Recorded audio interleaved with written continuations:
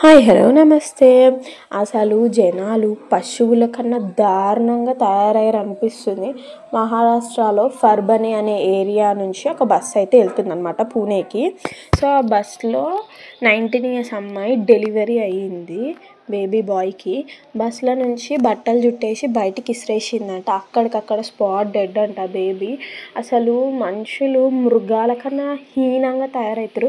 కుక్కలన్నా నయం, వాటి పిల్లల జోలికి వస్తే ఊకోవు. అలాంటిది మనుషులు ఏంది ఇట్లా తయారవుతారు అనిపిస్తుంది.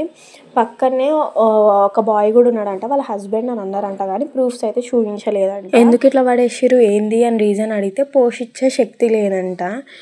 ప్రెగ్నెన్సీ రాకముందు గుర్తుకు రాలే, పోషించే శక్తి లేదని ప్రెగ్నెన్సీ వచ్చినప్పుడు గుర్తుకు రాలే, ఇప్పుడు డెలివరీ అయ్యటానికి గుర్తుకొచ్చిందనమాట. వాళ్ళకి చాలామంది పిల్లలు లేక ఏడుస్తురు. ఆ దేవుడు కూడా ఎందుకేమో మరి ఇలాంటి వాళ్ళకి పిల్లల్ని ఇస్తారు, నాకు అర్థమే కాదు. వాళ్ళని కూడా ఇట్లా నడి రోడ్డు మీద చంపి పడేస్తే మంచిగా ఉంటుంది.